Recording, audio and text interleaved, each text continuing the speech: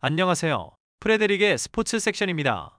어제 저녁 대전 월드컵 경기장에서 벌어진 대한민국과 엘살바도르의 평가전에서 한국이 황의조의 선제골에도 불구하고 몇 차례 추가 득점의 기회를 살리지 못한 채 결국 후반 종료 시간을 앞두고 동점골을 허용하며 비기고 말았습니다. 지난 2월 말에 한국 감독으로 부임한 위르겐 클린스만 감독은 어제 경기까지 4경기째 승리를 거두지 못하고 있는데요. 어제 경기에서는 전술적으로 다양한 시도가 부족했다고 보여지는 부분도 있었고, 좋은 기회가 왔을 때 골로 연결하지 못한 골 결정력의 부재가 특히 아쉬웠는데요. 이는 기록 면에서도 그대로 나타났습니다. 한국은 어제 슈팅 정확도가 25%에 불과했고 빅찬스 미스가 3회나 되었던 반면에 엘살바도르는 비록 슈팅 정확도는 25%로 한국과 같았지만 빅찬스 미스가 0회였다는 점에서 한국이 좋은 기회를 살리지 못한 것이 승리하지 못한 주요 원인 중의 하나로 볼 수 있겠습니다.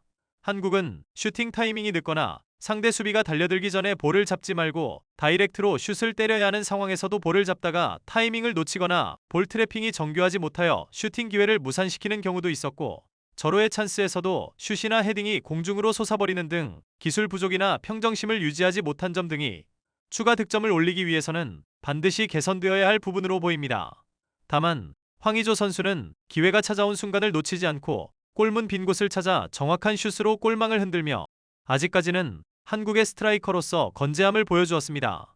한국은 비단 어제 엘살바도르와의 경기에서뿐만 아니라 지난 16일 페루전에서도 슈팅 정확도가 31%에 그쳤고 빅찬스 미스도 2회나 되는 등 상대팀인 페루가 빅찬스 미스가 한 번도 없었다는 점에서 큰 대비를 이루었습니다.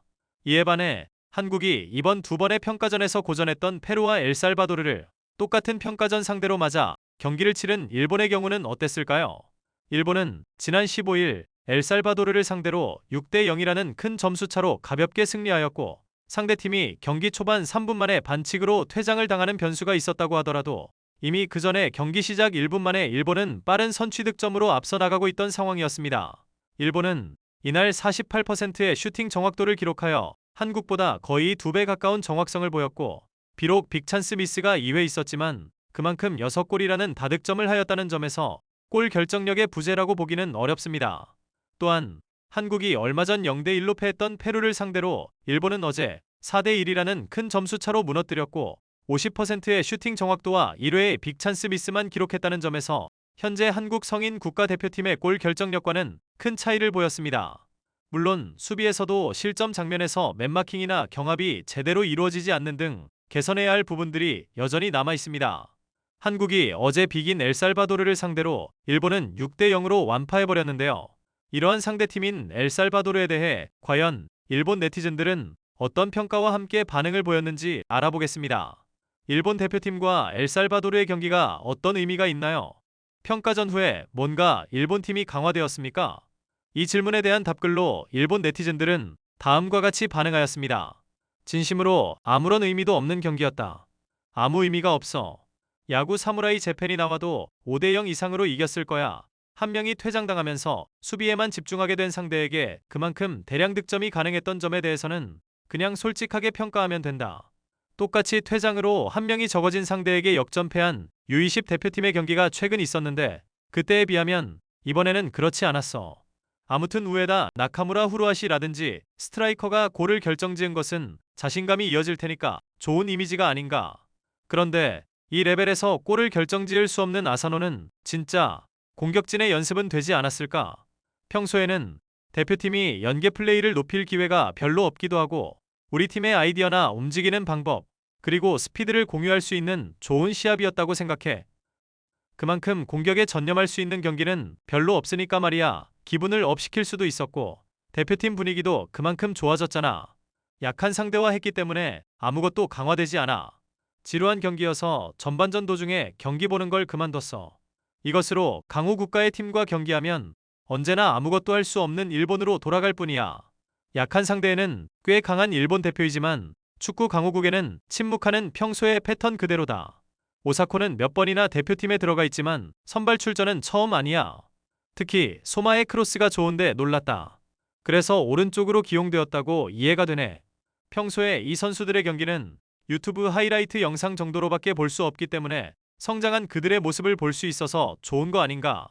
축구협회가 돈을 번 거죠. 그렇게 벌어들인 돈은 월드컵을 포함한 원정비나 유스팀의 강화 비용에 투자되므로 그러한 의미에서는 일본 축구의 강화로 이어진다고 볼 수 있겠네요.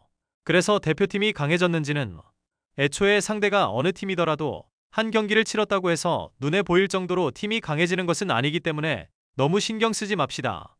시합까지의 합숙을 포함해서 서서히 팀이 강화되어 가는 것이므로 조금 매치 메이크업에 실패한 느낌은 부정할 수 없네요. 무의미하다.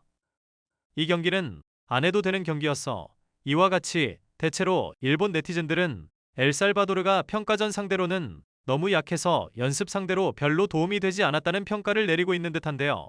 그러나 어제 한국 국가대표팀이 상대했던 엘살바도르의 모습은 한국팀이 그렇게 만만하게 볼 상대는 아니었던 것 같습니다. 똑같은 상대였는데 한국과 일본이 체감하는 상대팀에 대한 평가가 이토록 차이가 많이 나는 것은 바로 한국과 일본의 축구 국가대표팀 레벨의 차이를 그대로 보여주는 것이 아닌가 하는 생각도 듭니다.